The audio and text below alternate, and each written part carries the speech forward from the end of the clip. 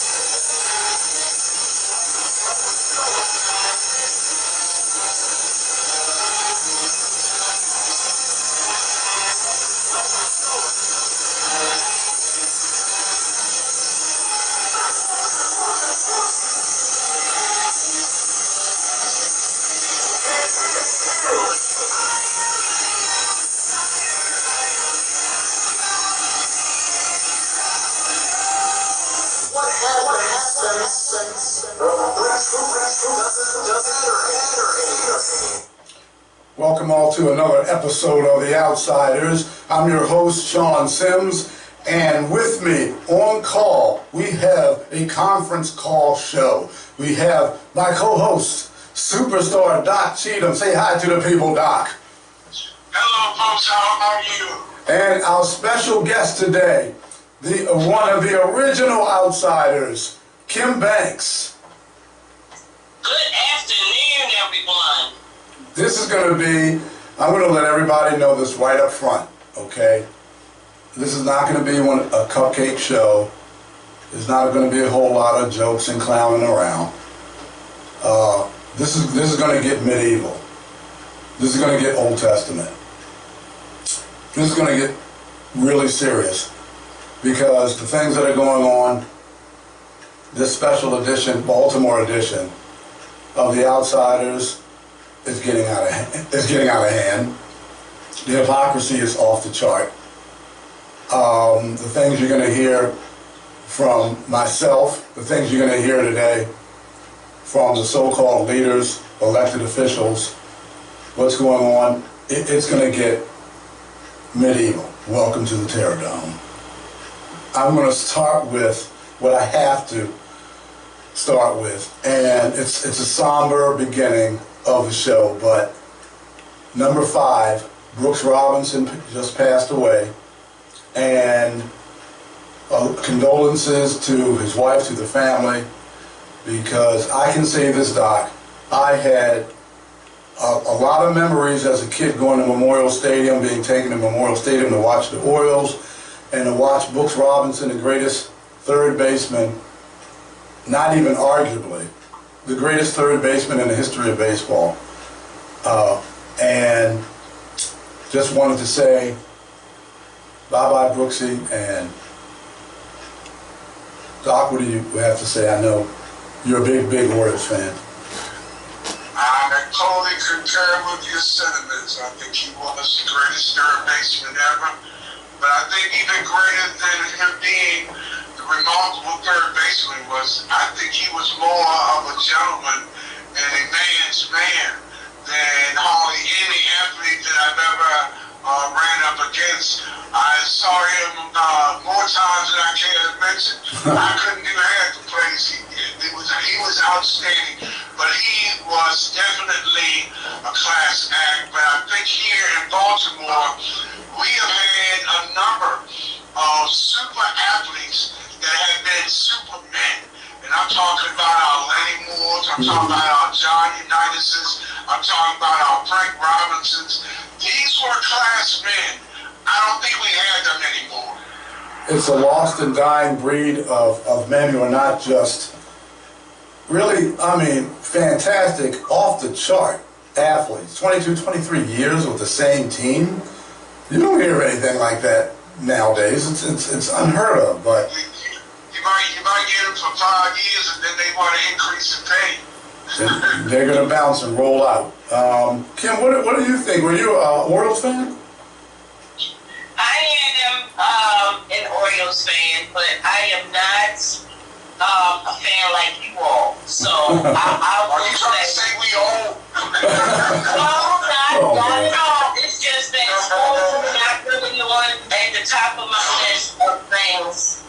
Okay. Well, we're going to also, what happened with, and again, condolences to the Robinson family, and what happened with the Ravens and the loss to the Colts. Wow, ouchie, ooey, owie. That was not a good look. Time management, clock management, bush league, really bush league. Play calls, no deep passes. I mean, that was one of the most boring, dull offensive. I thought this guy Munkin, whatever, was supposed to be this West Coast offense special guy, Doc. I thought he was supposed to be some guru. He's a guru. I'm going to mention something to y'all. Y'all may not agree yet. I didn't see it Sunday. I think the Ravens' #1 problem is the training. I think their training is shown very clearly. The first 3 games, we have averaged almost 10 injured football players every game. That is not good. I think there is something seriously wrong, either with the turf or the training. But to average 6 to 10 injured players every week, we're going to miss 6 players this upcoming week. We're scheduled to lose this game, but we're not scheduled because of the plays that we are calling. We don't have enough people coming on and play the game because they are injured. Well, I agree with that, but I mean, you're fumbling, bumbling, fumbles on key plays. Time management, clock management. You have the injuries, then to make matters even worse, insult to injury, no pun intended, is that you have all this other stuff happening and messing up as well. So, and again, guru, the play calls, I'm sorry. But let's move on. I want to move on because I want to, first of all, because I wasn't sure how I'm going to do this, but I'm going to change up. What I'm going to do is I'm going to go ahead and we're going to start. I'm going to pull it up because I'm going to start off, Kim, with the Banks report. And before I play the Banks report, I would call myself, I guess I'm jumping the route, but I'd call myself a bit of a cowboy. I got trained at a cowboy ranch. I'm seriously trained at a cowboy ranch, and I can call myself a bit of a cowboy. Got a bit of a cowboy in me. Learned how to shoot and rope. That's right. So I did hear the Banks report prior. So Jim, I like this one. It was interesting. So let me go ahead and play the Banks report. Okay. The first cowboys were a medley of African, Native American, Spanish, and Mexican men in the 1500s. These vaqueros, or cowboys, settled on land in the southwest of the New World. The Spanish forced African slaves and displaced Native Americans to build ranches and other buildings. It was the Spanish who introduced cattle into this new way of life. Cattle became a very important source of meat, clothing, soap, and candles. Contrary to what has been portrayed in films and books, cowboys didn't spend their days sashaying across the frontier. Cowboys spent their time trying to survive the harsh conditions of the land and holding bandits at bay. There's always that set of people who want to take yours rather than work for theirs. A cowboy came in many colors, cultures, traditions, and types of swag. There are too many things sexier than a cowboy with a multitude of skills in branding, herding, bronco riding, steer wrestling, and barrel racing.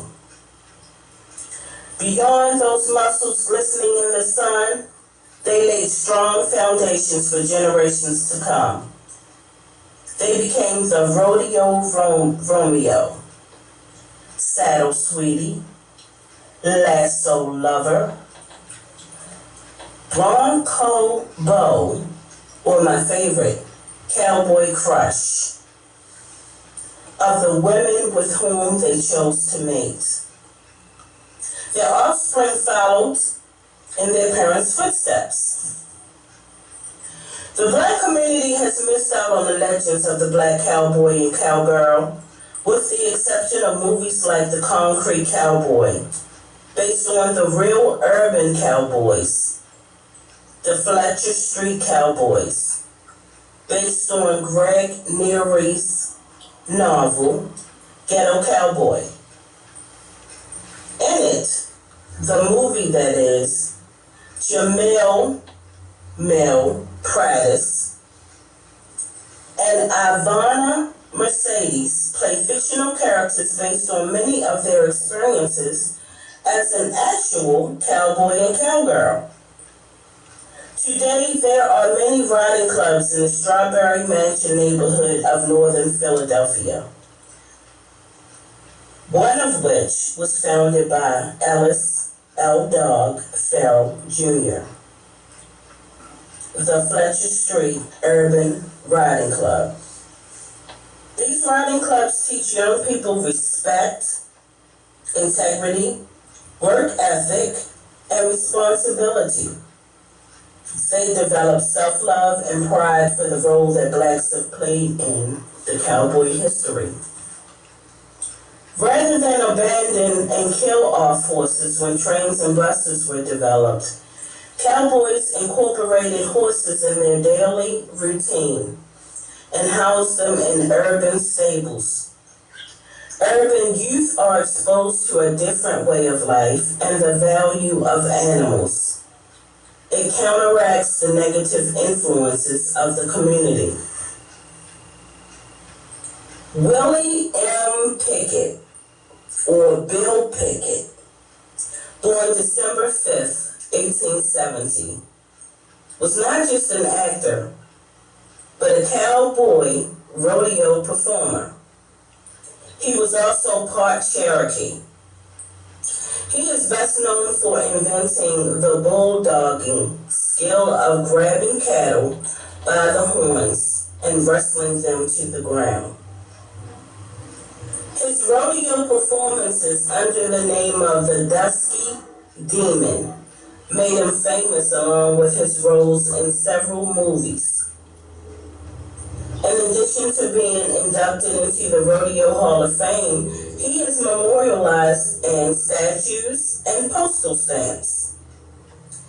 In his honor, and to celebrate the black cowboy and cowgirl, Lou Basson founded the Bill Pickett Invitational Rodeo in 1984.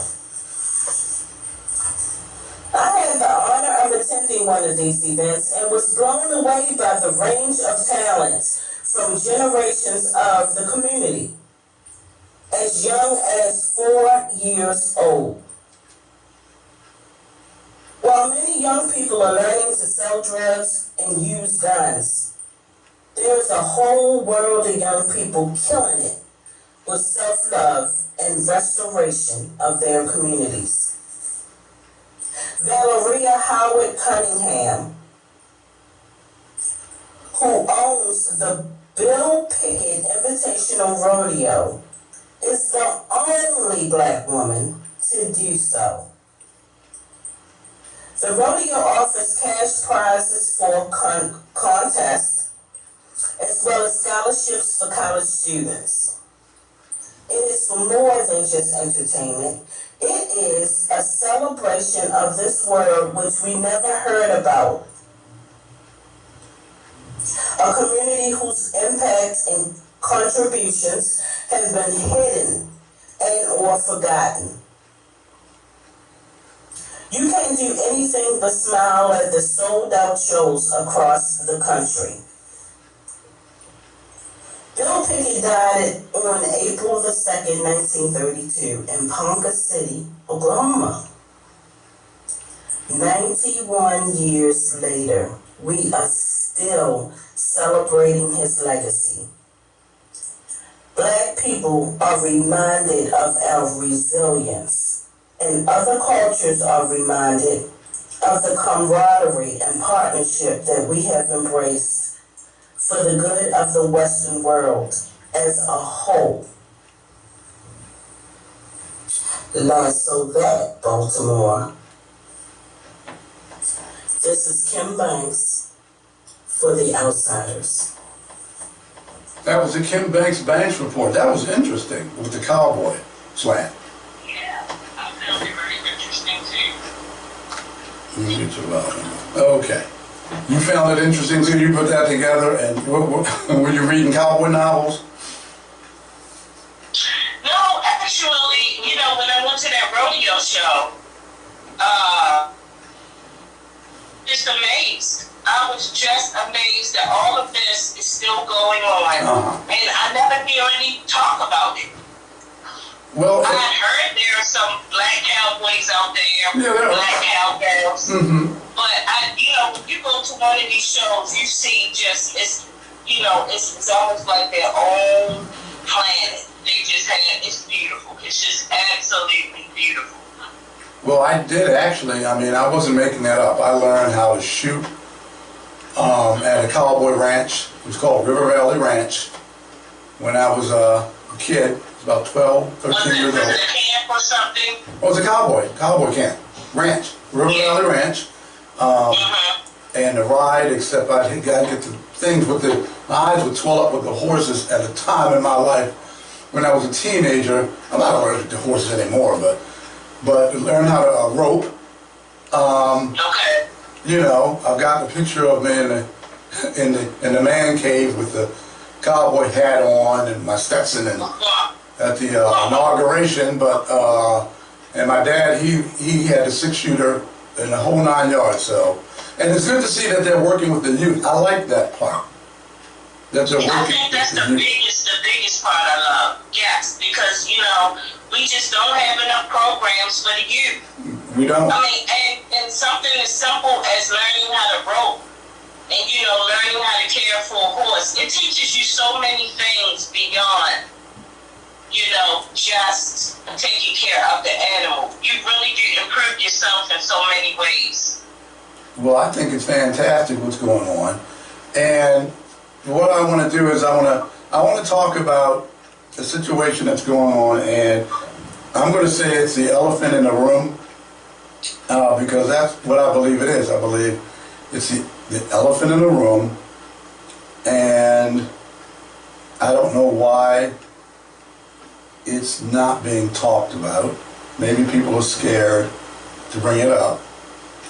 And I'm talking about the fact that we have a person who is up for confirmation.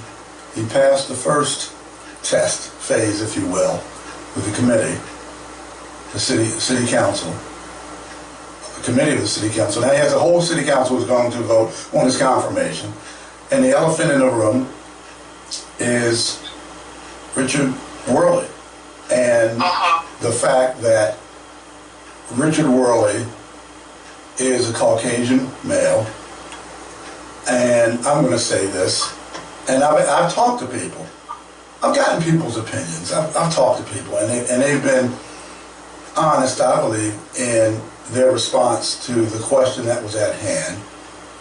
And that question is, if Richard Worley was African American, if he was black, and he had the same resume, and what I mean by resume is the Gun Trace Task Force, where he plays Sergeant Schultz from Hogan's Heroes. I know nothing. I see nothing. I hear nothing. We're talking about not being a resident of Baltimore City. Well, the deputy commissioner, per the charter, you're supposed to be a resident, and still not a resident of Baltimore City. I'm talking about a resume which includes a Brooklyn Day mass shooting as acting deputy commissioner. I'm talking about a resume that includes citizens dying in the hands of the police department while in custody with the police department, and several other serious things that are going on. And then you add to the mix, which is horrific, which has happened. And I mean, I'm saying a lot, and I can say a lot more, but if he was black, he would not be up for this nomination. And this confirmation, it would not happen. That's what I'm getting from people. Oh, what do you all think? Well, I'm going to say that the first two, not being a resident, right there, that should just disqualify him. I don't understand that. He shouldn't even have been considered. If one of the rules is you must live in Baltimore City, then you must live in Baltimore City. And this latest massacre that took place, and oh my God, everything that went down with that, come on, that's it. He would be done.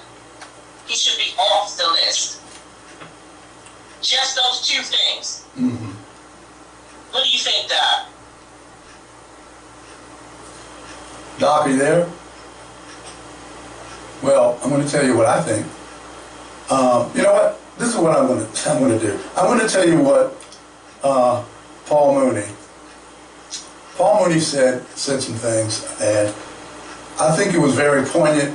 He passed away not too long ago, comedian Paul Mooney. And I said, hey, this is going to be serious. And this is serious. So don't get it twisted. But what he said, I think, really speaks to the matter. And I'm going to go ahead and play that. Well, I can't say he black, because if he does, it starts trouble. This blackness will get him in trouble if he says it, by association. He can't go and talk to Farrakhan or go listen. He by association. Bush can talk to whoever he wants to talk. His whiteness protects him. He's still the President Bush. He's still got that white skin. He's got that color. He's got the complexion for the protection of the election. What's the man that did the OJ trial? Was Mark Furman. He was a policeman. He perjurized. He should have 5 years.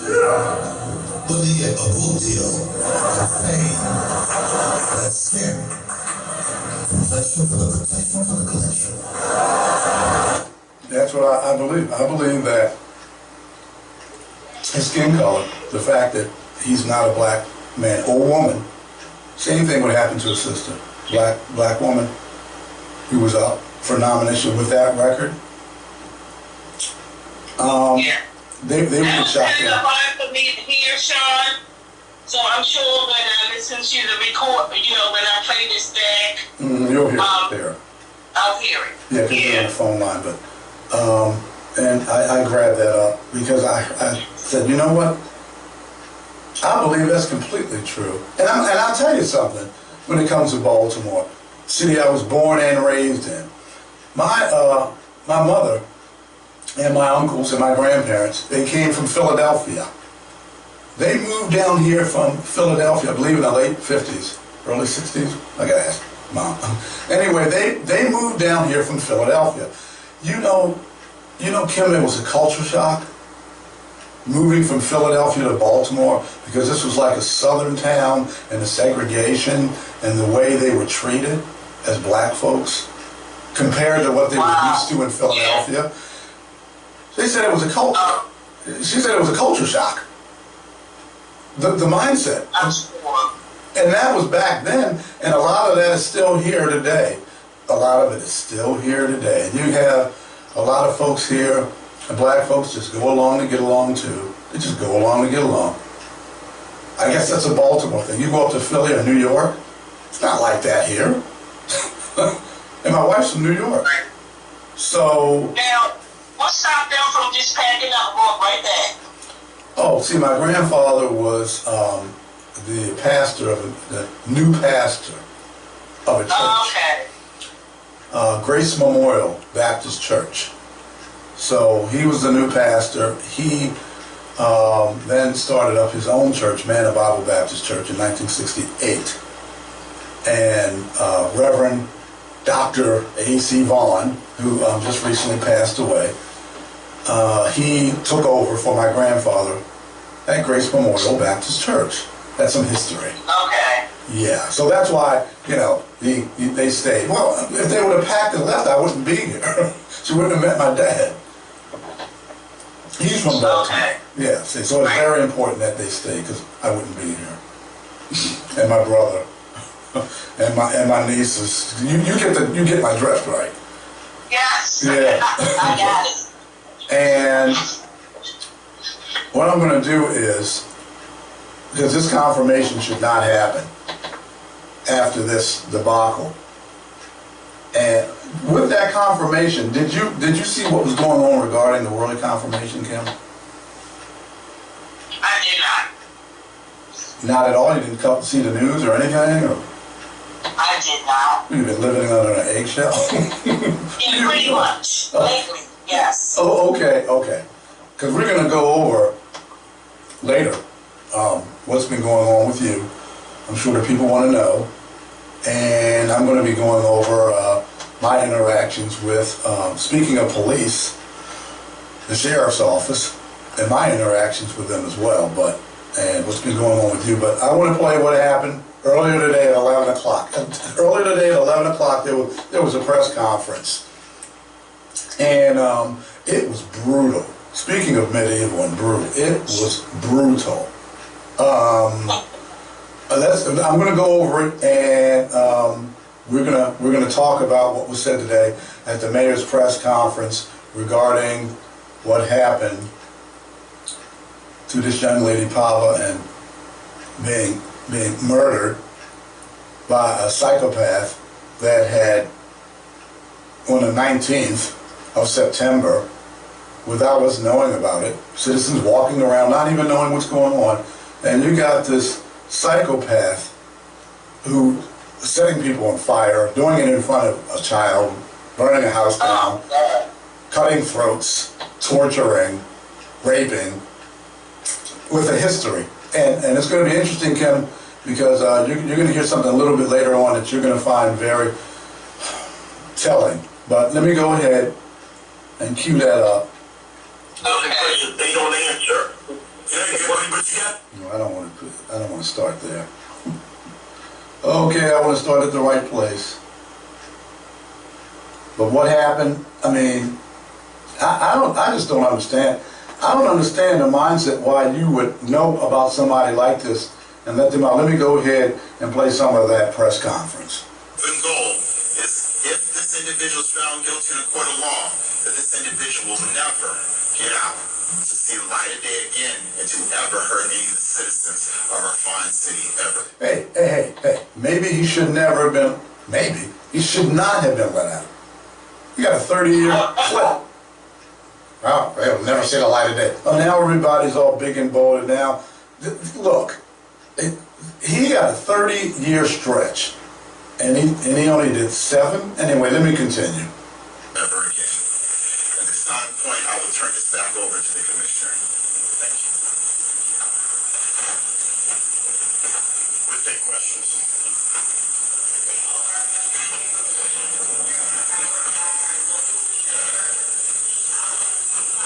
The question for Acting Commissioner Worley and Mayor Brandon Scott. You said Billingsley was being tracked, yet he was still able to... Now, this is Alexa Ashwell of WBFF Fox 45. And I thought her question, excellent. And she covers, with Fox 45, violent criminals and everything. She does that, like she has a little background. And she has little pictures and stuff with a little fence in the background. And that's her specialty. That's what she's specialized in. So this is Alexa Ashwell. To commit another violent, heinous act. How is that so? And at what point do you weigh the community safety? This was a violent rapist who was roaming the streets of Baltimore and the public had no idea.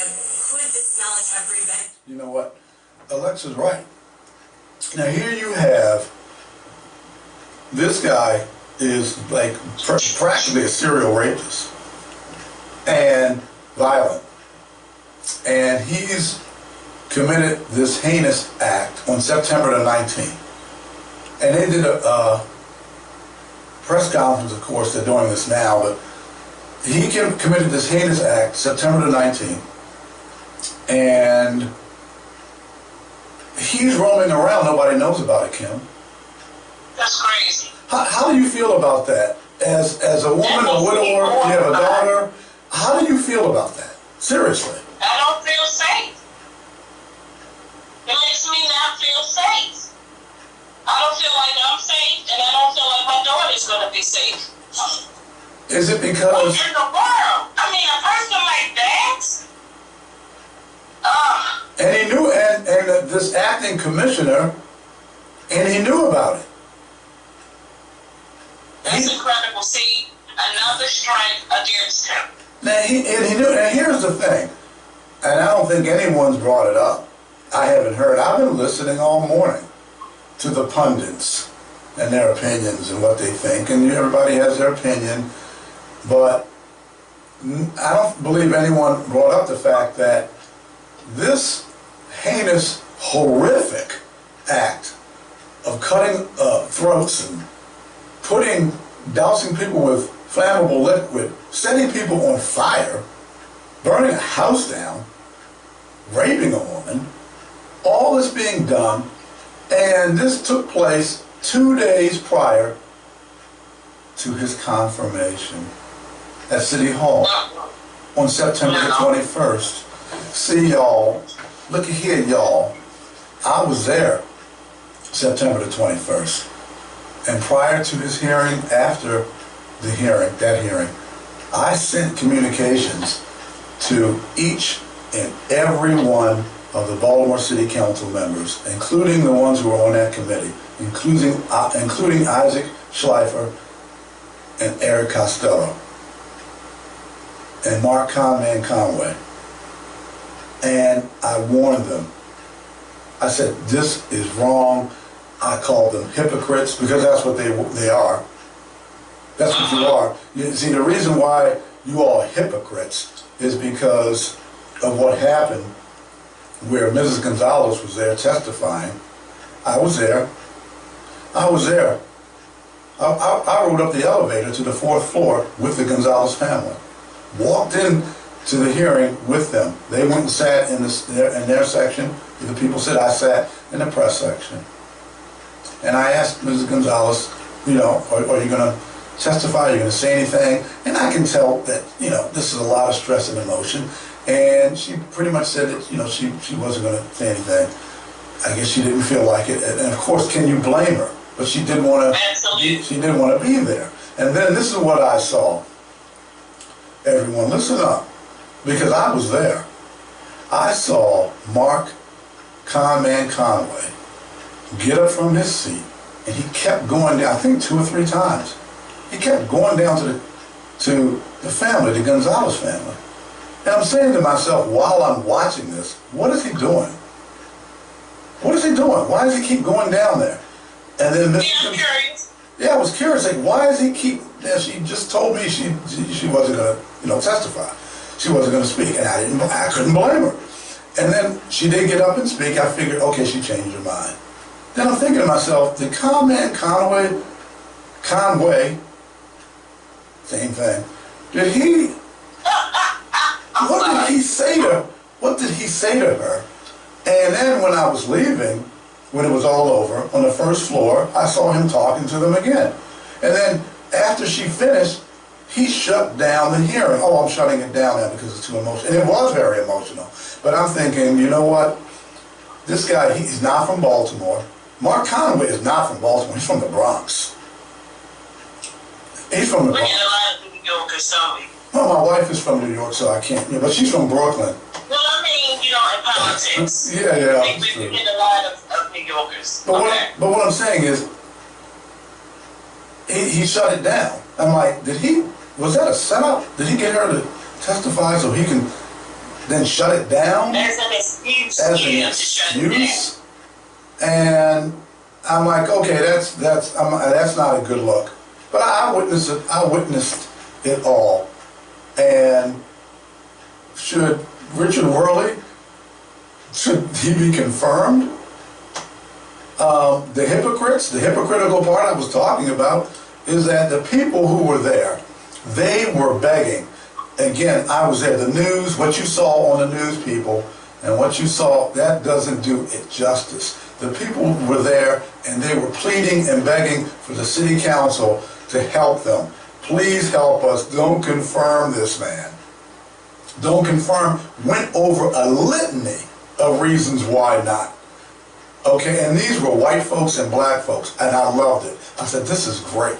You have white folks and black folks coming together, saying the same thing. Yes, and the beauty of it is that they were speaking up for themselves. They were. They were actually, letting everyone know why this was not a good idea. Kudos to them. Kudos to them. They were.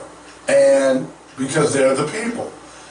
And, it was, I'm listening to it, I'm like, this is great. Daniel Burgess, Dr. Ted Sutton, who I know, good men. They were up there fighting for the rights of the people, and they were begging, just like what happened on July the 1st, when people were calling and begging the police, begging them, please help us. There are people here with hundreds of people with guns and knives. They were getting calls after calls after calls after calls after calls, and the police, because it starts from the top down. That's the atmosphere, and that's the environment that Richard Worley brought as the acting police commissioner. And that is, hey, you know what? Yeah, let those bunch of jigs, leave them alone. Just let them. I said, let those jigs, just leave them alone. It's normal. That's how they are. Yeah, but you're getting calls for help. Oh, well, we really don't have to go help. And the city council did the same thing. They did the same thing, and they snubbed their nose at the people and confirmed this man did the same thing. And as far as you black council people, as far as you all concerned, okay, I'm just going to consider you sellouts. Anybody that votes for Richard Worley, especially now, yes. Hypocrites add sellout to that. Anybody that votes for that guy now, you have no excuse. All of you. All of you. And that's what you did. That's why you're hypocrites. Because you turned your back on the people who were calling and asking you for help. You did the same thing. You did the same thing that the police did. You're no different. Then you had the nerve to scold them and talk about how bad they were, and you should have did this, and you should have did that. And Odette Ramos was sitting there crying, tears coming down her face when Mrs. Gonzalez was giving her testimony. And I'm thinking to myself, there's no way Odette Ramos is going to confirm Worley. And I'm like, that didn't mean anything. It was, what were they, fake crocodile tears? And she goes, yes, I'm going to confirm him. I said, can you believe this? But let me get back to this. Yeah, I know. It was ridiculous. But let me get back to this press conference. Preventing Harvard's death. I'm not going to speculate whether it could prevent her death, but I know we... Hey, listen here, Richard. How in the world did you have a chance to be able to look behind your back, defend yourself, hey, wait a minute. The police just put out there that this guy is like setting people on fire. So let me look around. And my wife, she was, before they caught him, he was out there, she was nervous in the house. She was nervous. I've never seen her like, I'm like, what's wrong? She said, this guy's out here. Because she knew about it. Of course people are going to be more on guard. Are you serious? What is wrong with you? What is that is something straight out of the horror flick. What is your problem? What do you mean? Yes, you're going to be more on guard if you know about this. Let me go on. We did is as soon as we realized that there was a public safety, we had the press conference. Didn't you realize that there was a public safety issue on September the 19th after this guy set people on fire? Didn't you realize it then? You know why he didn't say anything, I believe? Is because he was getting confirmed by the committee on the 21st, Kim. You got to remember, that confirmation was on the 21st. The events that took place, the horrific events that took place prior to him killing the young lady, Pava, that took place on the 19th, 2 days prior to the confirmation. Yeah, but if anything, isn't it going to boost your image, boost your credibility? If you come right out, I don't care if the confirmation was within 2 days or not. If you came out like immediately with their press conference, for somebody like me, I'm going to say, yes, he really cares about the people. He came out immediately warning us. Well, you hit it right on the nose. That's exactly what you're supposed to do. You're supposed to do that, just like Brandon waited to warn people about that water contamination. Remember that? Yes. Remember? He waited to warn people. That was an issue. Then you've got Worley doing the same thing. Birds of a feather flock together. So he's doing the same thing. His thing wasn't the people. He moved out of Baltimore City because he didn't want to be around the people in Baltimore City. So he moved out, moved to Anne Arundel County. And then the people's lives are at risk. No, what was more important was his confirmation. So he sacrificed the people, this woman, this young lady, and anybody else who would have got hurt. He sacrificed them and knowing about the citizens, knowing about this horrific person out, so he could get through his confirmation. Let me go ahead and continue. The first incident on Edmondson Avenue was not a random act. Had it been a random act, we would have put out a flyer right away saying that this individual was on the loose committing random acts. Listen to that. What kind of sense does that make? All I know is this, Ace. You got some crazy person setting people on fire, burning down houses, cutting throats, and raping. Who's out, should have been in for 30 years, who's out after 7. That's all people need to know. And that is what do you call it, a red ball. Colonel Melvin Russell, a friend of mine, he told me, it's called stuff that pops up that's unusual, they red ball that. That means it's a red flag. That's important. Let's go on.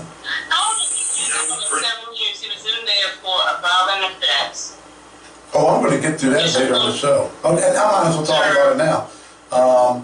You're supposed to serve at least half of your sentence. Let me explain something, Kim, because you're going to find this very interesting. The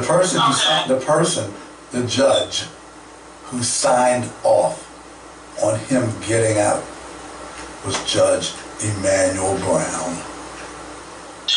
Really? Oh, my buddy. Judge Emanuel Brown, okay. Well, we're going to get to that later, but let me continue. Pretty much why he went into that house on Edmondson Avenue and why he committed those acts. He worked at that building. He was familiar with the victims.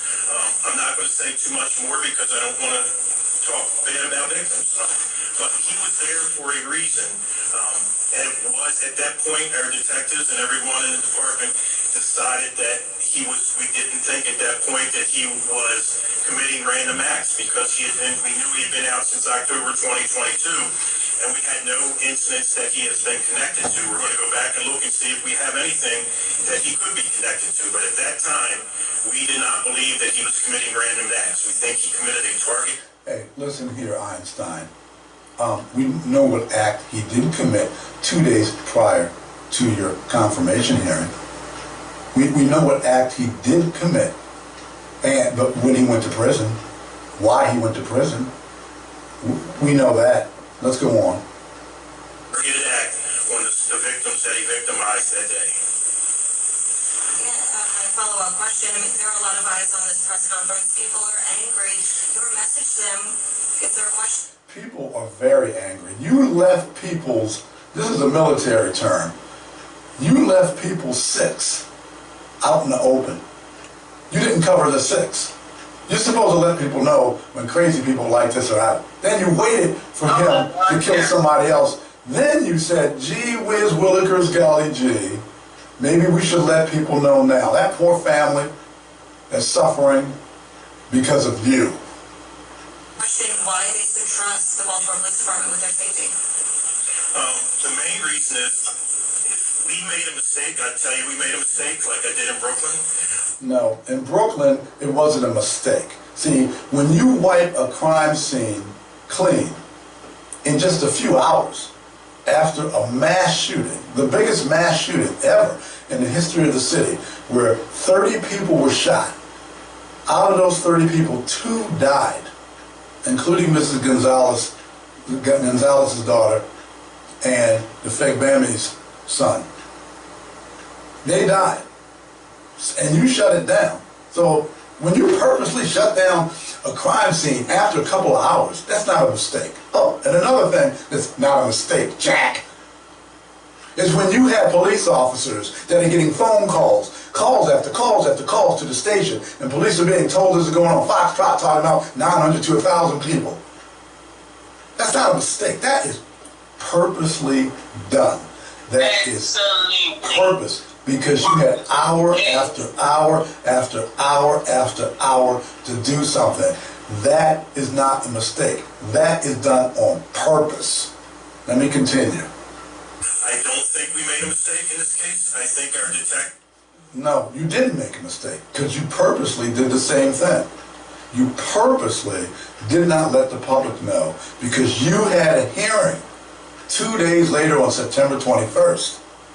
That's why. Let me continue. Detectives made the same decision we make every single time based on the facts and circumstances that we have. And as soon as we realized he had committed an act that seemed to be random, that we still don't know connections there yet, we put the flyer out, and just as we thought... Do you hear how nervous he is? Yes. Can you hear it? I mean, because I can hear it.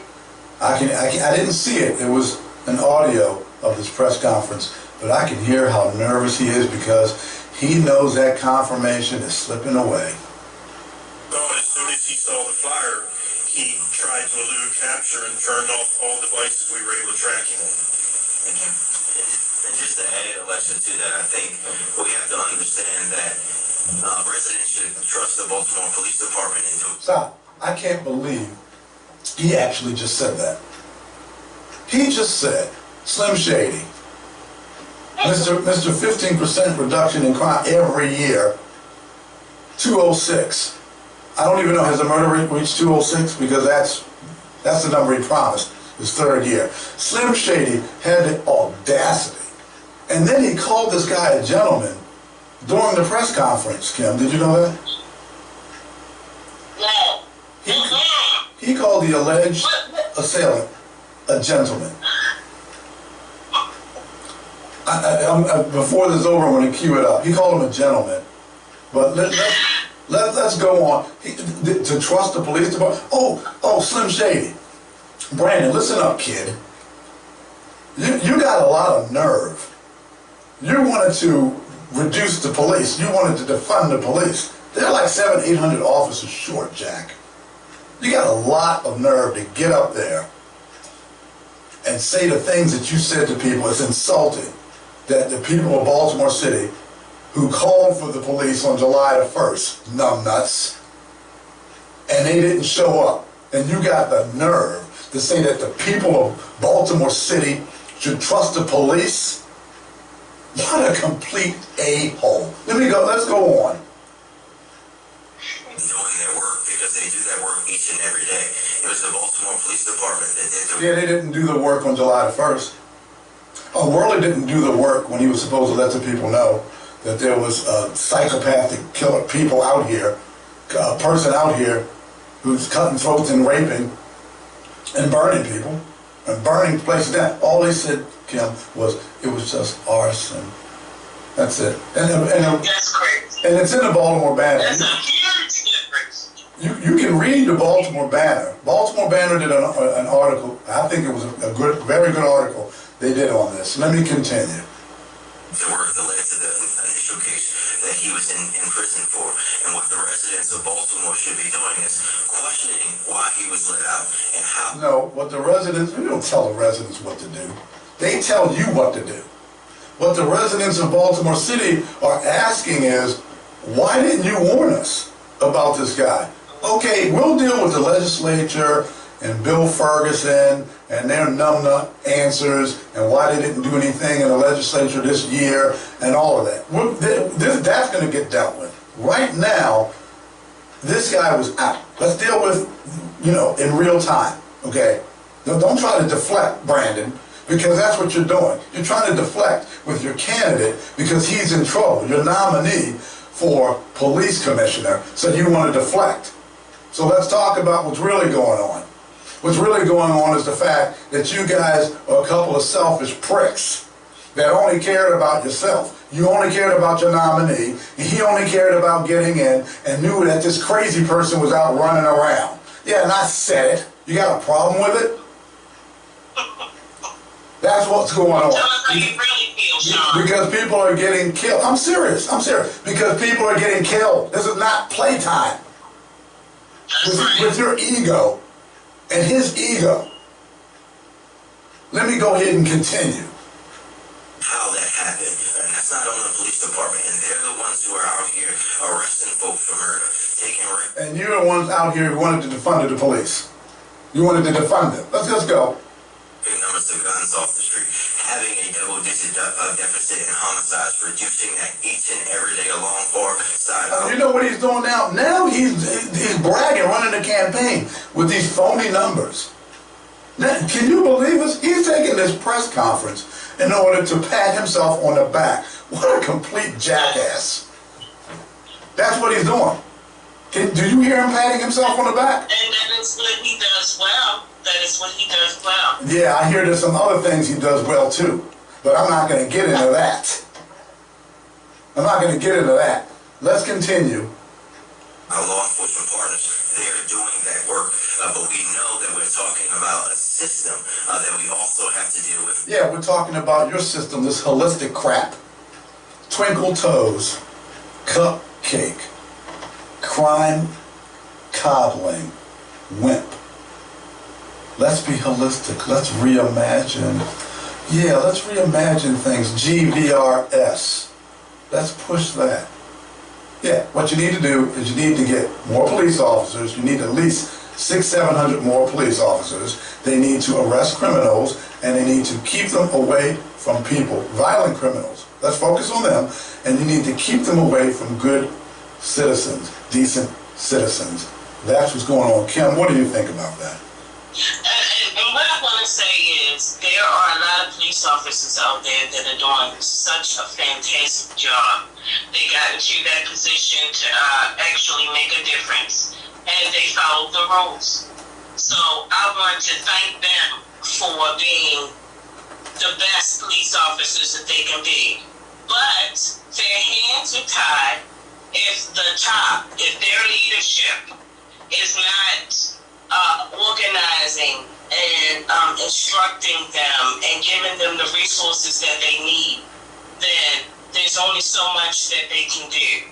That's true. That's true. Very true. I feel for them. I do. I feel for those officers. And I know who want to do more. I have friends that were police officers and so on. My dad was an Army Ranger. So I'm pro the good police officers, and you do have them. Don't get me wrong. My problem is with the leadership. My problem is with the leadership. Richard Worley and Slim Shady, Mr. Defund the Police. That's why I've done. The police are out there working hard. Don't get it twisted, okay? But I want to play and then I'm going to go to what we have to talk about, Kim, what's going on with you. But I want to go to the Baltimore Banner. I'm trying to cue that up and what their reporter said. Let me go ahead and play it right now. Known that he was going to go and kill someone, we would put the flyer up, but we had no indication that he was committing random acts. This was a targeted act, that he went into that apartment that he worked in, the building that he worked in, that he had access to the apartment. He was allowed in the apartment, so there was no reason to believe that he was out committing random acts. Had we believed that, the flyer would have came out to everyone. So, what did he do to get into prison for 30 years? You have somebody with a history. What in the hell is he talking about? It's not even making any sense. Oh, because he worked somewhere and he set people on fire and cut the woman's throat and raped, did it in front of a child, burned a house down. Because he worked in a building, we didn't see any reason why to warn anybody about him. It's one of the stupidest things I've ever heard. It's I ridiculous. just feel for that child. It's outrageous. Of course you do. It's outrageous that he would come up with that. What about his past history prior to burning people? Let's go on. I want to get to that Baltimore Banner question. September 20th, as soon as we got the warrant. Justin Fenton, Baltimore Banner. Is it accurate that you received information that there may be another dead person in a vacant home, and is that valid? No, that's the first I'm hearing of that. Secondly, I truly understand the difficulty of putting out information when you're not sure if the person did it or if you don't want to alert the suspect. But jumping to the press conference on Tuesday, you were asked point blank if there was other crimes. You did not answer that question. The mayor did not answer that question. You did not talk about the Evanston Avenue incident, even though there was a warrant out, even though he was now on notice he was being looked for. Why was that incident? That is a fantastic question. Point blank. It was out there. You had a press conference. You were asked. Listen to this answer. But you refused to acknowledge and discuss that incident. I think I answered that earlier because at that time we were tracking him. That's not what I'm asking. Once you put out a press conference saying you're looking for him for the murder in Mount Vernon, why didn't you acknowledge the incident on Evanston Avenue where there was a warrant out for a week? Because there was 2 victims from Edmondson Avenue that were still out. One was in a hospital, one was at their location. Listen to this answer. Can you believe this answer? Play that again, Sean. One more time. Okay, let me... Okay, here we go. Justin Fenton, Baltimore Banner. Is it accurate that you've received information that there may be another dead person in a vacant home, and is that valid? No, that's the first I'm hearing of that. Secondly, I truly understand the difficulty of putting out information when you're not sure if the person did it or if you don't want to alert the suspect. But jumping to the press conference on Tuesday, you were asked point blank if there was other crimes. You did not answer that question. The mayor did not answer that question. You did not talk about the Evanston Avenue incident, even though there was a warrant out, even though he was now on notice he was being looked for. Why was that incident? Why did you refuse to acknowledge and discuss that incident? I think I answered that earlier because at that time... He asked him, why didn't he discuss that incident? That he was asked the question, the guy was out. He was out running around. Why didn't you acknowledge that? Now he's got this Elmer Fudd answer. Elmer Fudd. I think I might nickname him that, Elmer Fudd. This Elmer Fudd answer. Okay, let me go play the rest real quick and then we're gonna... Time we were tracking him. That's not what I'm asking. Once you He said that's not what I'm asking you. See, he's not even answering the question. Now he's got to double down on the question, and I love the fact that this young man didn't back down. I love that. Let's go. You need more Baltimore Banner. This kid. This is what I'm talking about. He didn't back down. He went asking the question. He didn't wimp out or go to another question. Let me continue. Put out a press conference saying you're looking for him for the murder in Mount Vernon. Why didn't you acknowledge the incident on Evanston Avenue where there was a warrant out for a week? Yeah, why didn't you acknowledge the fact that there was a warrant out for a week? And then you're talking about you're looking for this guy for what happened in Mount Vernon when he murdered this young lady. He didn't mention anything, Kim, that there was a warrant out for this guy for a week. You see what I'm saying? Right. Yeah, that's what he's asking him. Now let's hear his answer. Because there was 2 victims from Edmondson Avenue that were... What does that have to do with the price of tea in China? Because there were 2 victims from Edmondson Avenue, we didn't warn the city about some psychopath killer out. Because there were 2 victims in Edmondson Avenue. What? Yeah, They're still... No, exactly. Let's continue and then we're going to move on. out. One was in a hospital, one was at their location. Okay, so because someone's at a hospital and at a location, you don't let the rest of the city know about that. It has nothing to do with it. You had a confirmation. That's why they didn't let anyone know about that prior, especially prior to that 21st confirmation. Now I'm going to continue. We had the to get them protection if we were going to put that information out, and we had to send both Anne Arundel County, and we had to... When you get them protection, what about the protection of the citizens so that they can know some psychopaths is out running around so that they can protect themselves or can look out for themselves? What about them? Protect those two victims. Okay, we got it. You're protecting them. You can protect them because you know who they are. You can protect them. They can have police protection. What about the rest of the citizens in the city that you didn't care about? Because we didn't know what this guy was going to do, if he was going to go back and try to apprehend them. Plus, okay, so you got them protected. You don't know if he's going to try to go back and apprehend them. So you just protect them. What does that have to do with anything? You still can you can chew bubble gum and walk at the same time. You can protect these people, and you can let the citizens of Baltimore City know that there's a psychopath setting people on fire who's out in the city. Absolutely. And he's saying you can't do both. You can't chew bubble gum and walk at the same time. Once he saw the press conference for the homicide, we didn't know where he was going to go. We knew. Duh. Once he saw the press conference for the homicide, we didn't know where he was going to go. What? Are you serious? So that's why you left us in the lurch, in the dark? My wife works in Baltimore City, you a-hole. This guy's out running around. My wife works in Baltimore City. And this guy, psychopath, is out running around, and I didn't know about it so I could protect my wife. And she didn't know about it so she could make sure that she could watch what she was doing, going where she's going to work. So you left people, exactly. People's kids who are going to school. You left everyone in the city uncovered, not knowing this was going on. And this lame excuse, well, because we had to protect those people who were the victims. Yes, you do. That's your job. You protect them. But you can't tell the people of Baltimore City what's going on as well? That's bullshit. I'm sorry. That's what that is. Shiza. Several locations he could go, and we had those all under surveillance. And they were actively tracking him while we were at this press conference. That's why it was that press conference. That's why it was delayed for 30 minutes. Oh, ooh, that's why it was delayed for 30 minutes?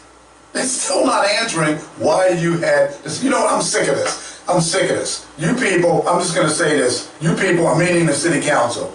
You confirmed this man, okay? You have the blood of July 2nd, those murders, those people shot, this young lady, those people that were set on fire and tortured, and anybody else that goes under Richard Worley, anything that happens under Richard Worley, you've got the blood of those people on your hands. You're so That's dead. right. You've got the blood on your hands. And may God have mercy on your soul when you get to the judgment. And you have to answer for what you did and what you knew. Okay. On that note, I'm going to move on because I'm so thoroughly disgusted. Me too, Sean. I mean, really, I am. I mean, this is ridiculous. It's on and on and on. But you know what? I'm going to move on because we have something that's important to talk about. Kim, what's going on with you? And I had some things I was going to play, but this Richard Worley confirmation and this murder that happened and what's going on, I'm just gonna pass it. But I am going to play this, and it has to do with what's going on as well. You know what? I'm going to play it next week because I'm so disgusted. Kim, You sure? No, I'm sure because it's going to take a while, and I want to get to what's going on with you because people want to know what is going on with Kim Banks. What happened? The Baltimore Banner did an article. Someone was released, a clerical error. Sheriff's office was involved. Circuit Court for Baltimore City There are investigations. There's all kinds of things that are going on.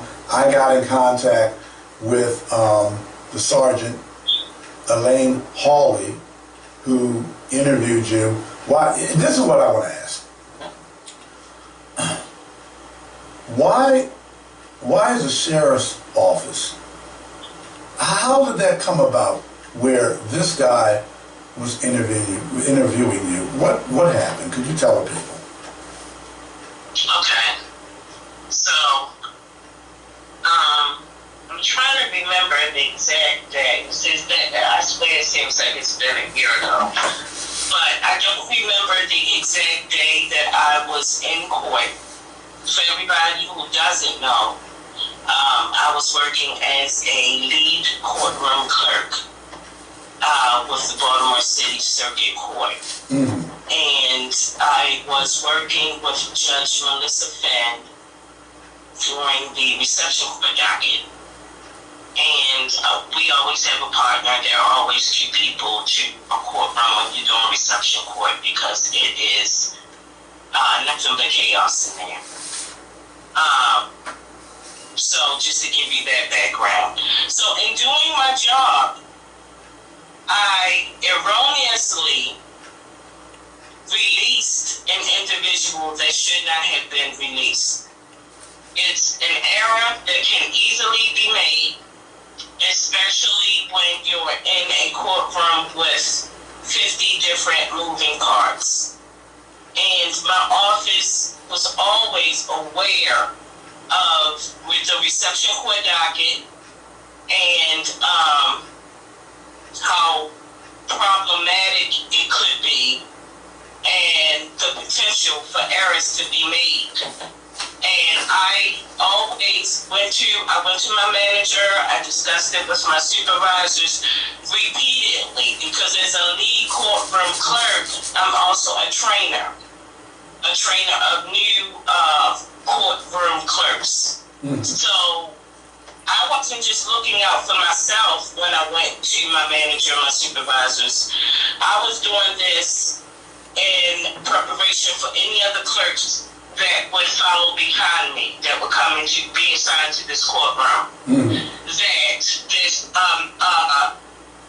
major risk of error in that courtroom. So that being said, I am not by any means making any excuses for the error I made.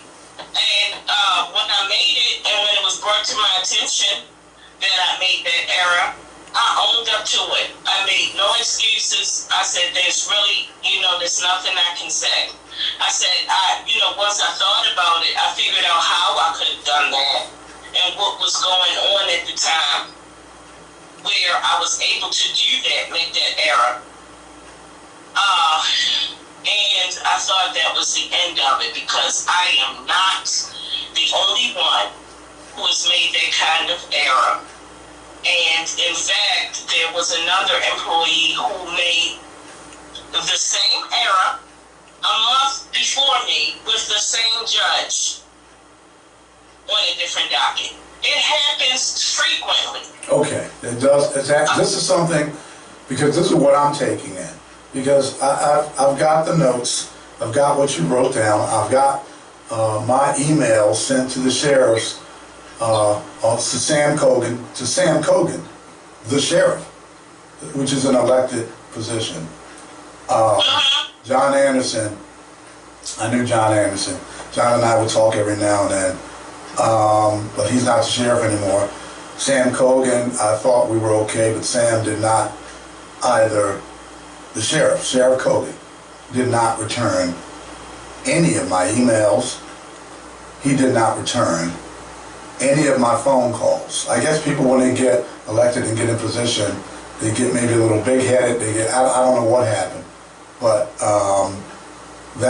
those are facts. He has not. He had a person in his office send something to me, but here's the thing. Okay. I was in the mortgage business, and if we made an error, the processor might make an error, or loan originator or somebody involved in the process, You make errors because we're human beings. It's impossible not to make an error. So let's get that straight. And we had a checks and balance system so that the loan would be cleared before it would be funded. So you would check to make sure everything, everything was intact and done properly. Is there a checks and balance system with the circuit court in regards to this issue? Absolutely. There's always been an editing department.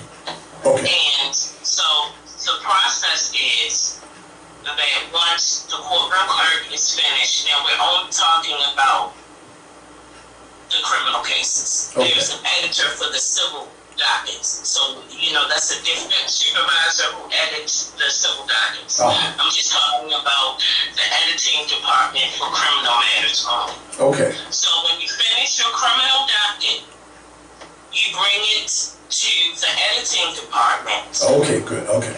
And you put it on a shelf. And when the editor gets a chance, they go through your docket, make sure everything is on the up and up, all the paperwork is filled out completely, and that the right paperwork is filled out. What I will say is, in the editing department, to be fair to the editor, okay, they put a new system in place where they would rotate trainers, lead courtroom clerks, to be assistants to the editor, be one additional person in the office to help her out. The supervisor of the office, the editor, is Tania Folks. The work in that office is phenomenal. It is outrageous. It's way too much for even two people, let alone one. So when there's a shortage in the office and all courtroom clerks have to go to court, Ms. Folks is left to edit the dockets, answer the phone that rings all day long. that sounds like a management. You've got calls coming in from the public. They want to know why, their loved one hasn't been released, or when their loved one is going to be released. What happens is the other criminal officers don't want to deal with a lot of these calls, so they automatically forward the call to the editing department, which is very unfair. So they're overwhelmed. The editing department is already overwhelmed. Wow. No, these other criminal officers, they have a lot of people working in those different offices. Compared to the small editing department with the supervisor and one other person, oh my God, you've got at least maybe 4 or 5 different criminal offices, and I'm sure it's probably more than that. But off the top of my head, I can say at least about 5. Okay, so all those people up there, why are you all forwarding calls down to the editing department? Simply because you don't want to deal with the issue. Well, let me ask this. Now, let me ask sorry, this. go ahead, Sean. Let me ask this. Okay. So there was an error that happened. It was believed there was an article in the Banner. It was a June 16th article. The person, unfortunately, who was released was up for murder. Yes. Okay. The sheriff got him. Just to give you history about, just quick, it's a 2 co-defendant trial. And what it really was a pre-trial conference that day. Pre-trial when conference. The attorneys were discussing the trial schedule with Judge Finn. Okay. And the way Judge Finn has her docket set up is she tries to do different things at different hours. So she might do pre-trial conferences at 8:30. Then she's got the regular reception court docket at 9. Then she does initial appearances around 11, 12, something like that. She does different things at different times. But if and most of this is done on Zoom, which is helpful for me. I thought it was helpful for the clerk rather than have a voice people coming in the courtroom. But every now and then she would have to bring the defendants and their attorneys into the courtroom and do the hearing in person for whatever reasons. Maybe the defendant had to sign some paperwork and she wanted it, signed right then and there, as opposed to waiting, shipping it off and waiting for, signature later on. The attorneys, and it's understandable, they have a schedule conflict because they're being pulled in all these different directions. They got 5 courts expecting them to be there at the same time and on time. And, the bench is very impatient, and we have a lot of arrogant judges. Yeah, I've heard about judges that. Who are,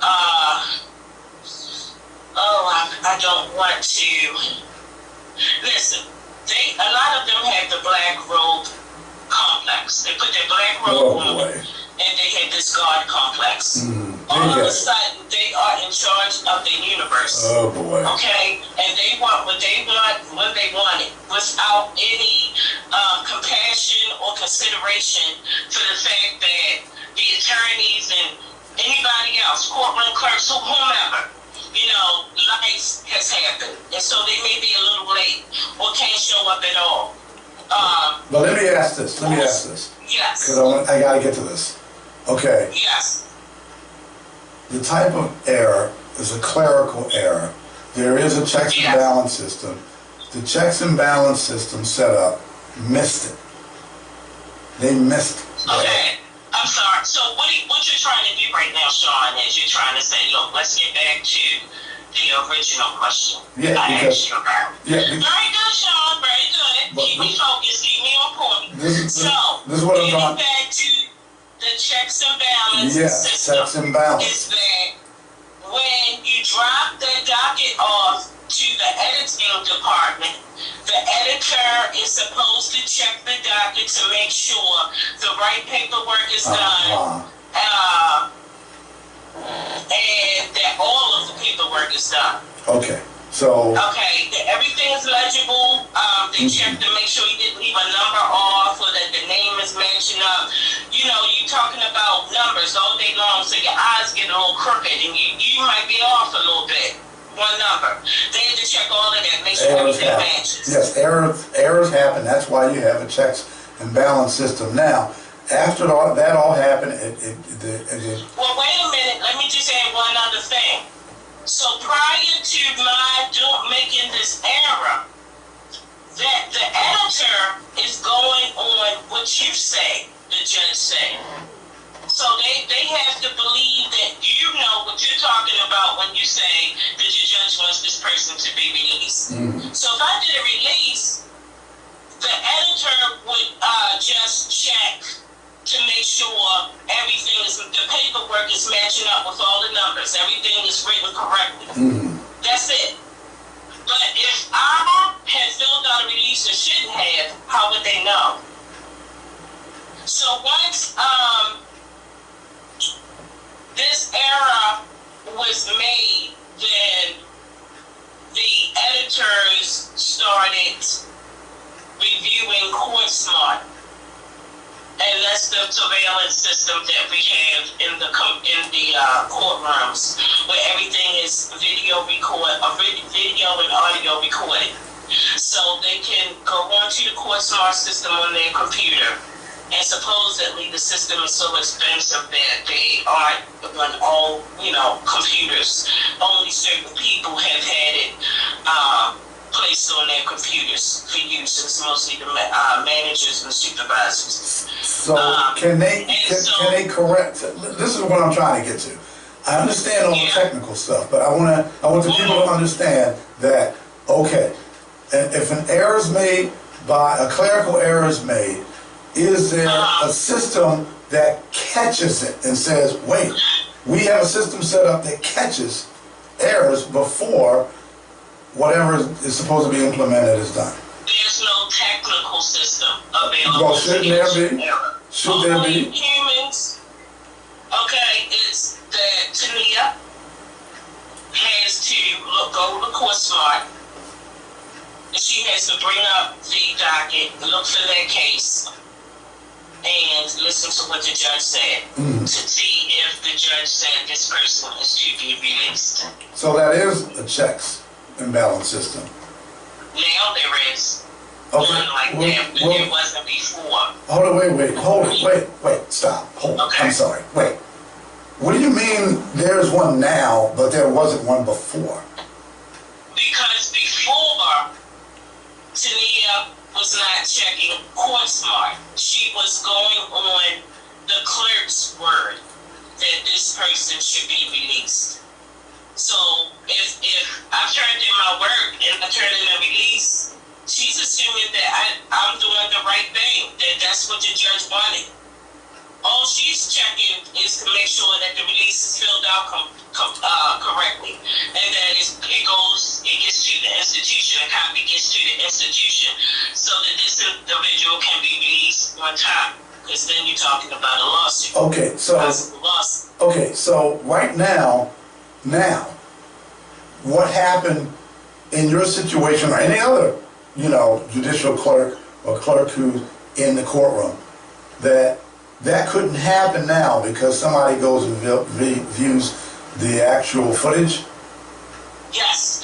If she had done that on anybody, because, with Tania being overwhelmed, she's supposed to be backed up by the other supervisor who edits civil and or the manager.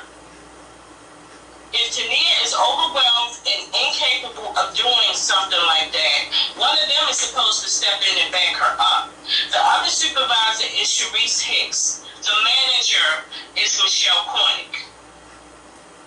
And I will say that Ms. Hicks and Ms. Folks, the two supervisors, they are doing a lot. They're doing timesheets and a whole bunch of other stuff in addition to editing. Okay. But and I'm not saying that Ms. Cornick, the manager, doesn't work, but let me just say that I see that she has a lot more time available. That the two supervisors are doing the bulk of the work, so there's no reason why she shouldn't have been able to back up Tania.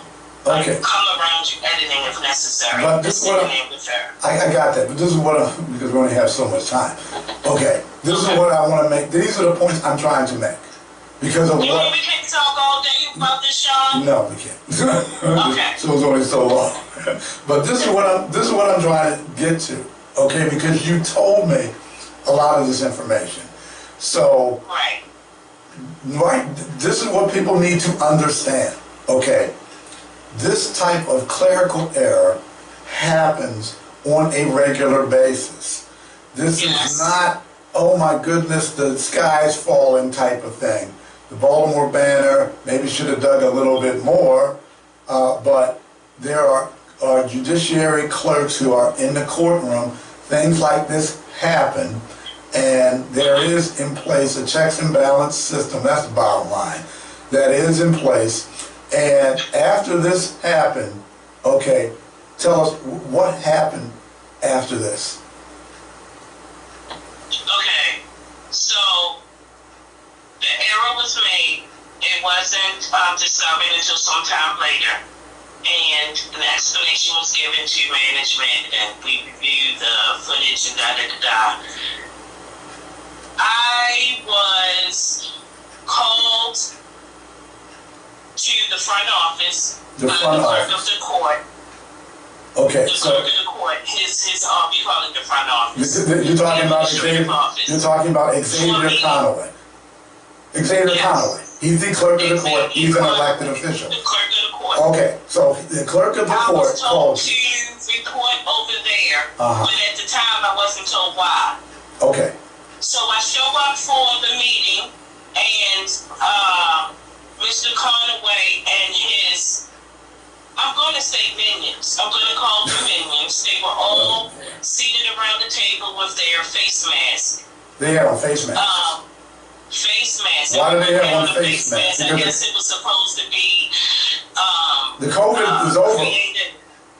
The COVID. Ambiance of, evil. Wait, hold it, Evil villains. Wait, hold it. The COVID emergency, all that was over. So why were they sitting there? How many people were in that room? There were 4, if I'm not mistaken. 4?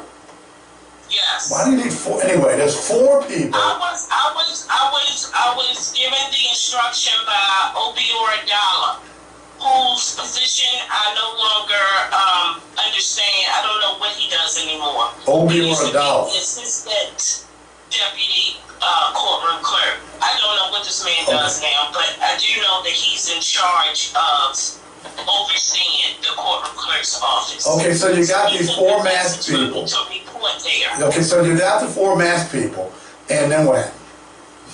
Okay, and I sit down, and Mr. Conaway says this is in reference to the incident. And I don't recall, I think he gave a date, the incident on so-and-so date. Well, at this point, I was in court earlier that day. I don't know what this man is talking about. He wasn't specific. So I looked at him and I said, could you refresh my memory? And he mumbled something that sounded like, all I heard was release. Because you could just hear it in his voice, the nervousness. There was no confidence in his voice, so I just wasn't sure what he wanted. And I said, okay, because I'm waiting for something else to come. So he slides across the table a manila folder. And I open the folder up. I mean, this whole thing is real dramatic, okay? They're making it a motion picture here. I open up the folder, and there is one piece of paper with a deputy sheriff's name and a telephone number. And so Mr. Conaway says to me, the sheriff wants you to call that number and set up an interview. Wait a second. Let me get this straight, because the people are listening and they're taking this in. You are in a meeting with Xavier Conaway, who has on a mask, and 3 other folks who have on masks. I guess that's to try to intimidate you. Yes, of course, most definitely. Because Sean, they could have called me and left me a message. But I'm trying to paint a picture for my audience. Okay. All right. Okay, so they're sitting there with 4 people with masks on. COVID emergency is over.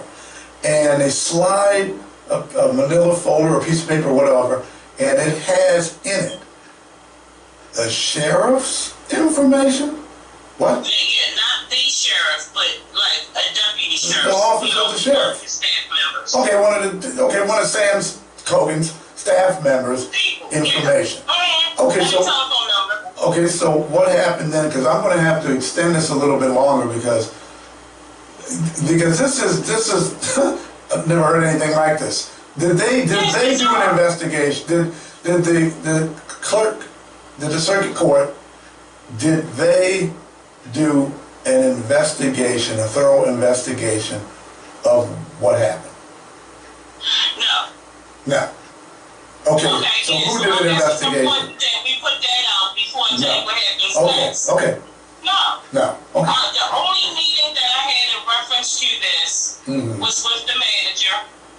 She called me in, we discussed it, and she said that she was going to have to pull the file so we could, see what happened, because people are always calling and saying somebody should have been released and they don't always know what they're talking about.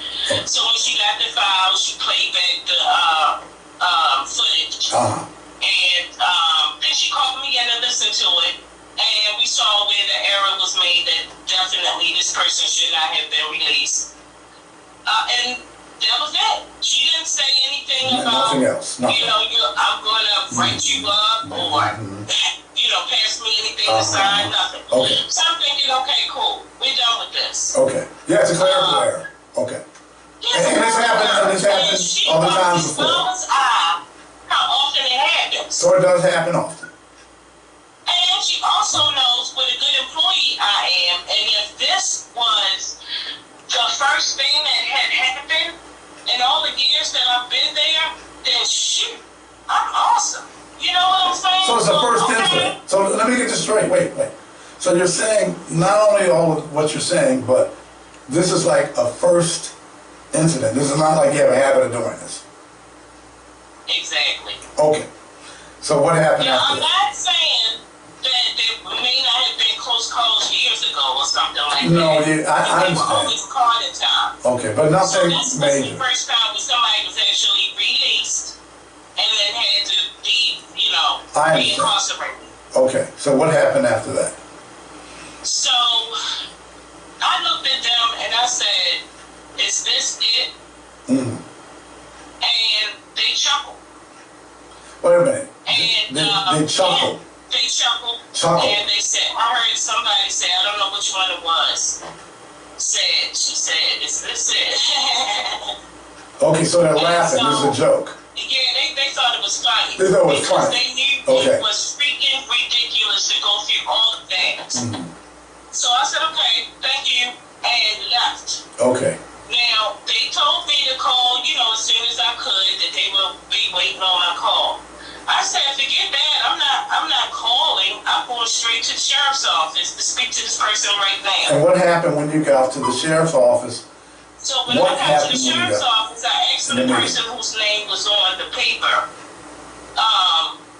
And I believe, the person looked at me like they didn't know who I was talking about, which you get very frequently. I don't know what's going on in that sheriff's office, but people seem to be clueless about who works there and, Okay. put their phone numbers on, how to get in contact with But them. what happened in the meeting with the office or the sheriff's deputy? Okay. What happened in that So, meeting? I wasn't able to reach that person. I left a voicemail for that person, and I was trying to set up the interview. I think it was the next day. No, I mean when you actually met with them. When you met with them, let's get to, you're in the meeting with the person. What happened in the meeting? Okay, Sean. Uh-huh. So I finally meet with Sergeant Aileen Harley. H-E-W-L-E-Y, Hawley. Yes. Yes, because I got his name Harlan and calling him all kinds of names when I called the sheriff's office. Anyway, so you met with him, what happened? And he had his assistant with him whose name I can't remember. I want to say Ben, but I'm not sure. So anyway, he explained to me, and he was very professional in the interview, he explained to me that he was simply doing this to just make sure that I do not know the person and did not release him on purpose. Really? He just had to clear me of any wrongdoing. Let me ask you a question. Let me ask you a question. Yes. Have they done that with anyone else where someone was released, a clerical error happened? You said the month before, the exact same thing happened. There was a clerical error, someone was released, and did they interview that person that released someone a month prior? Okay. This is the first time that I'm aware of that the sheriff's office has ever interviewed any member of the courtroom clerk's office for the purpose of a clerical error. Because I asked them, I sent them an email. Let me do this. I'm going to read this, okay? Because I told them, I said, look, I have a podcast, the Outsiders Podcast, and I'm gonna have Kim back. She's gonna be on the show. So before, I want to get some information from you all, and I'm gonna read exactly what it was, what I said, and it had to do. Good morning, Sheriff Cogan. I'm gonna read it. I understand that you are not at liberty to discuss any investigation pertaining to Kim Banks. However, an email was sent to you on August the 16th pertaining to policy, protocol, and procedures of the Sheriff's Office in relation to the Circuit Court for Baltimore City and subsequent improvement of relations between both entities. Ms. Dupree was also sent a copy of said email yesterday, September 26, 2023. Just read the June 16, 2023 Baltimore Banner article and we have a few questions. And here are the questions. And these are legitimate questions. Is the sheriff's office and the clerk of the courts for Baltimore City office in the process of improving communications and interactions at this time, specifically to improve safety for members of the public? That's another. Here's the other question. Do you have plans in the future to either continue to or to improve that's the sheriff's office and the clerk of the court's office, to improve mutual relationships? And here's another question. Has the questioning of courtroom clerks by the sheriff's office for making clerical errors helped to improve any gaps in communication between the sheriff's office and the clerk of the courts for Baltimore City office? And I have one more question, because I wanted people to know, look, I asked them these questions. What is the protocol for the sheriff's office regarding interviewing and investigating the Maryland judiciary because of the improper release of prisoners? Those are legitimate questions. You know, I didn't get an answer back. They just, nothing. I didn't get anything back. Why are they interviewing? And you're saying they've never done that with anyone else but you. Someone else did the same thing a month prior.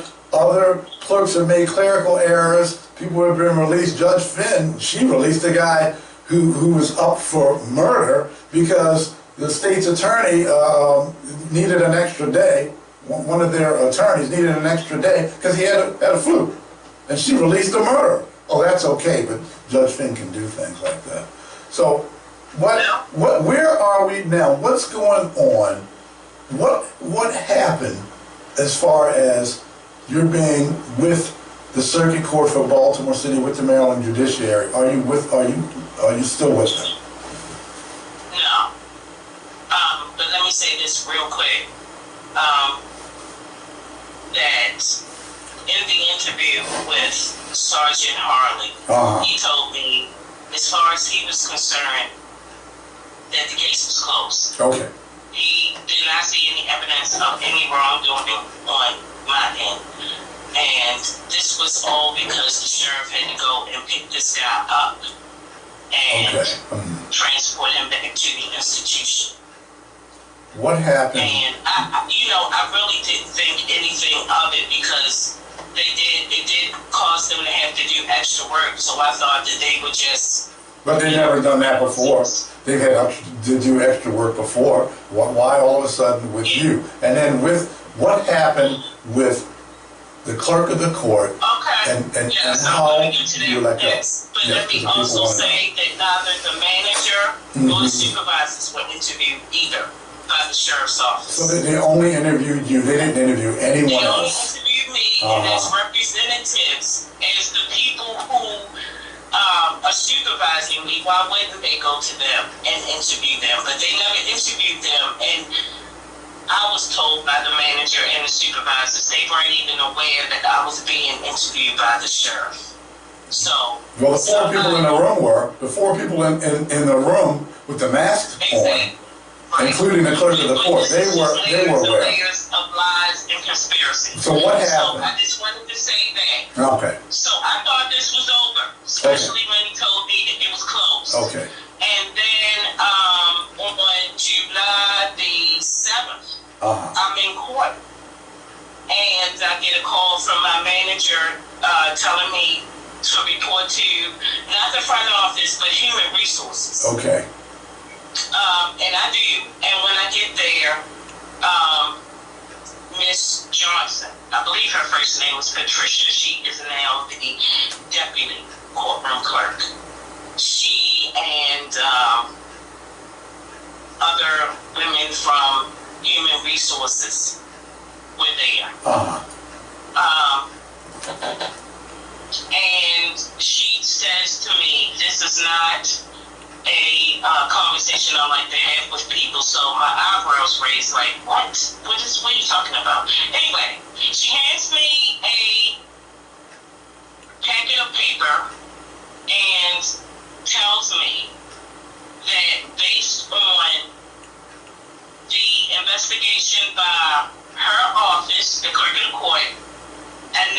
office and the sheriff's office, the clerk is giving me the option to resign or be fired. What? Well, and I'm confused. Initially, I'm confused for like maybe 10 seconds, but I know who I'm dealing with. So, I quickly snapped out of it. And I was like, oh, wow, we going now? We are really going And this has happened before with other folk, and they have not had any type of disciplinary action whatsoever. No. Oh, okay. Absolutely not. Okay. I mentioned that there was one other clerk who released somebody a month before me. The son of a judge, and nothing happened to him. Nothing happened to him, and he did the same exact thing. No interview, nothing. All in on me. So. Okay, let's move on. And so, in the packet, they typed up their own letter of resignation.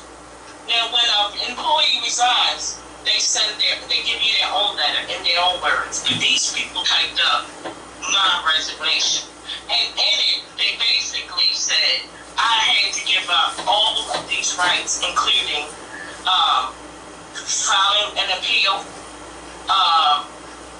defending myself down the road should I decide to, asking for unemployment. It was just a litany of rights. Yes, and this is what I did. I received that a letter from you, resignation letter, and again, we don't know if they typed it up or where it originated from. So I did get in touch with several clerks of the courts throughout the state, and I'm still going. I'm not finished with it either. And some of them did return an email and said they've never seen anything like this before, never heard of it. I had my attorney look at it. He said he's never seen anything like it. So we don't know where it originated from, or they typed it up. So I just wanted to throw that caveat in. But I'm sorry, Kim, continue. We have a few more minutes, but continue. Okay. So I was told that I had until 4 p.m. the next day. This was a Thursday. I had until 4 p.m. the next day to make my decision. And I said okay, and left. There was nothing for me to say. I'm sure they wanted me to start crying and jumping up and down, but there was no need for me to do all of that. I serve a God who has always had me and always will. Yes, he does. And they are not in control of my life. So I just walked out and went back to the office, and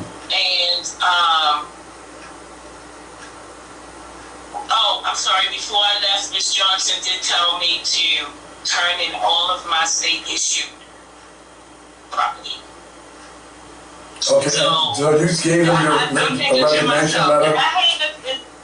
I'm sorry, Sean. Did you give them a resignation letter? Did you send them a resignation letter of your own? What I did was, yes, the next day. Okay, that's what I wanted to get to. Before 4 p.m., I sent them an email resigning. Okay, so you sent them an email resignation letter. Yes. And you chose to resign. A resignation letter. As opposed to getting fired. As opposed to getting fired, you sent in the resignation letter. Right. Okay. To do it in my words. Okay. I didn't sign what they gave me. So what happened after that? Maybe a month later, I discovered when I received some mail from Department of Budget and Management or my insurance company. No, I'm sorry, it was the insurance company explaining to me, what my options were for healthcare. That's when I discovered that I had been fired. So they lied to you. They lied to you. They lied to you. That was a lie. They knew all along what they were going to do. Wow. No matter That's what my a disgrace. decision was going to be. That's disgraceful. And being fired changes everything for a state employee. it makes it almost impossible for you to get another state job. It's a terrible look on your personnel record. And I was two years and a half maybe away from being able to retire. My intention was to just stay under the radar, be the best clerk I could be, and just retire and battle out gracefully. But they chose to target a single parent and fire me, which is basically crippling me from being able to support myself and my child. That's a disgrace. That's disgraceful. Depend on the government. That's disgraceful. Which is not helpful. Okay, it just adds to the problems Baltimore City already has. And this is what Xavier Conaway did. I want to make this perfectly clear. This is what Conaway has done. This is what he did. Who said he was coming into the office. He was going to help everyone. Help everybody. Yeah, he's going to help and roll his sleeves up. He's going to have an open door policy. That was a lie. That door is shut closed. And he was going to do all this. And he's even a worse terror than Marilyn Bentley, the former clerk, was. He's even worse. Listen here, Xavier Conaway. Xavier Conaway, you're a disgrace. And then for Sheila Dixon, hey Sheila, this is what you want to hook up with? You want to hook up with vermin like this? Kim Banks is a widower, and this is what they did to her? And you want to hook up with vermin like this? And let me read something else, because I have an issue. And Kim, I want to read this, because we're about to go off, about to leave the podcast, but I want to read this quick. This is from the sheriff's office. Unfortunately, we are not at liberty to discuss any investigation pertaining to Kim Banks. And I read that earlier. But I'm going to read what else it said. However, you should reach out to the department in which she worked,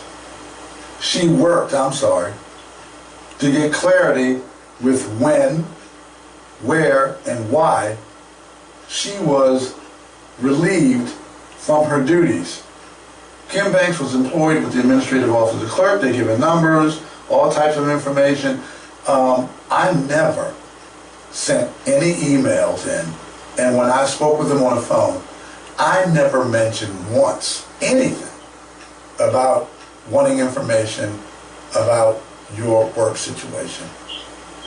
Why are they putting out information, the sheriff's office, about your work in that while you leave from your duties? That's not their job to do. I never, first of all, even if I did ask for it, I believe legally, by the law, you're not supposed to put that information out.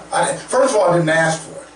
I was only trying to find out about an interview done by Sergeant Hawley, and that was pretty much it. And then I asked him, have you interviewed, or as a sheriff's office, did you interview the guy who did the same exact thing she did a month ago? And he said, oh, well, we're not going to get into that. And then he abruptly hung the phone up on me. But why is the sheriff discussing your personal business, your work business, with me? And I didn't request it, and even if I did, I'll reiterate, even if I did, you're not supposed to put that information out. So I don't know what's going on with that, but Kim... And if I had been investigated by anyone, it should have been the administrative office of the courts. Well, let's do this. And I know that the clerk lied. The deputy clerk, Ms. Johnson, lied when she said it was an investigation conducted by AOC, her office, and the sheriff's office. Well, that's what right now. Okay, what are they you? Never interviewed me or anybody in my office about what happened. What's going on right now? But Kim, what's going on right now? Are you doing anything in regards to protecting your rights and rectifying the situation? Is that I'm coming for that ass. That's what's happening right now. Oh boy. Okay. I'm going to come and I have already filed an EEOC complaint. Oh boy. And I already have potential legal representation. So you're going to be the lawnmower and they're the grass. Yes. Kim, we're going to have to go. Oh, wow.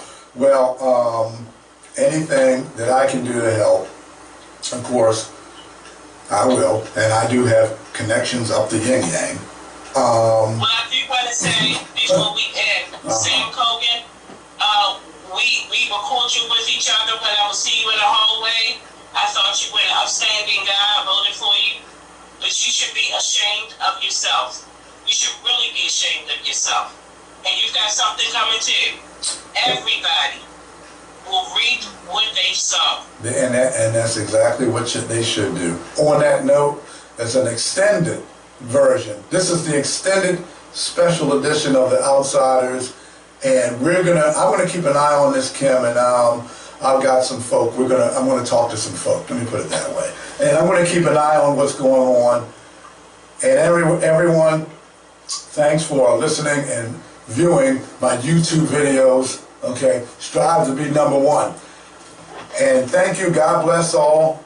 And thank you for listening to and being with us. Another episode of The Outsiders. Take care. Goodbye.